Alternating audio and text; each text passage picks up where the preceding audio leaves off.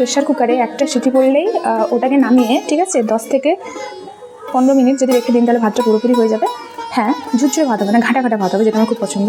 আর আমি গেছিলাম ভাতটা হয়েছে কিনা দেখতে, কিন্তু ভাত হয়েছে, এত তাড়াহুড়ো তো করে লাভ নেই, যখন হবার তখনই হবে, এটা তো মাথা নয়। এবার পড়ে গেছে সিটি আসছে। রান্নাবান্না হয়ে গেলে সন্ধ্যার দিকে যাব, আমাদের ডান্স রিহার্সাল আছে, কেননা সবার আলাদা আলাদা শিফটিংয়ে ধরুন ডিউটি থাকে, সবাই আমরা একসাথে হতে পারি না। তো বিকেলে একটু সময় করেছি আমরা, তো সবাই যে প্রফেশনে কিছু হোক না হোক আমরা একটা জিনিস শিখেছি, সেটা হচ্ছে যে ডিসকার্ড ভালো করে করতে, সেটা টক্সিক মানুষদেরকে হোক আর কোনো অপর্যাপ্ত জিনিস হোক, যাই হোক ডিসকার্ড করতে আমরা কোনো কিছুই ভুলি না।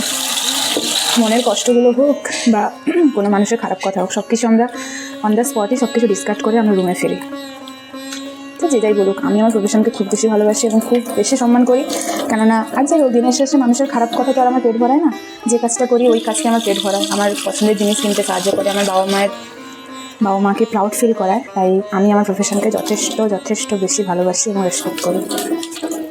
যাই হোক, অনেক বেশি জ্ঞান ট্যান দিয়ে দিলাম, এখন সবজিগুলো ধুয়ে নিচ্ছি, তার মধ্যে অর্ধেক সবজি ফেলে দিচ্ছি, মানে পড়ে যাচ্ছে।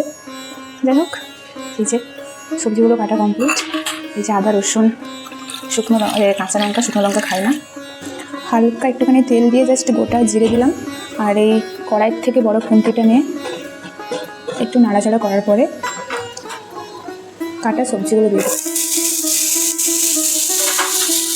আমার মাকে একটা কথা বলতে ইচ্ছে হচ্ছে, মা দেখো তোমার মেয়ে কত সুস্বাদু রান্না করে খাচ্ছে, বাইরের মোমো খায় না, বাইরের পিৎজা খায় না, কেননা বাইরে যেতেও যে ল্যাদ লাগবে। যাই হোক, এগুলো হালকা একটু লবণ দিয়ে ঢেকে হালকা ভাজা করতে হবে, ঠিক আছে। অ্যাড করবো ফার্স্টে হচ্ছে আদা রসুন, যেটা ঠিকঠাকভাবে আমি গ্রেট করতে পারিনি, চেষ্টাও করিনি। আর এরপরে দেবো এই যে কাঁচা টমেটো, আর এর সাথে দেবো ঝালের জন্য যে কাঁচা লঙ্কার মতো দেখতে, কিন্তু একটু ঝাল নেই, মানসিক শান্তির জন্য লঙ্কাটা কেটে দিলাম। আর এর সাথে কিছু মশলা অ্যাড করবো, তার আগে একটু নেড়ে নেবো। এরপরে দেবো হালকা হলুদ গুঁড়ো, একটু বলতে অনেকটা দিয়ে দিয়েছি, আর তো এটা হচ্ছে ধনে গুঁড়ো, আর একটু জিরা গুঁড়ি দেবো। প্রথমে যা তেল দিয়েছিলাম আর কিন্তু তেল দিইনি।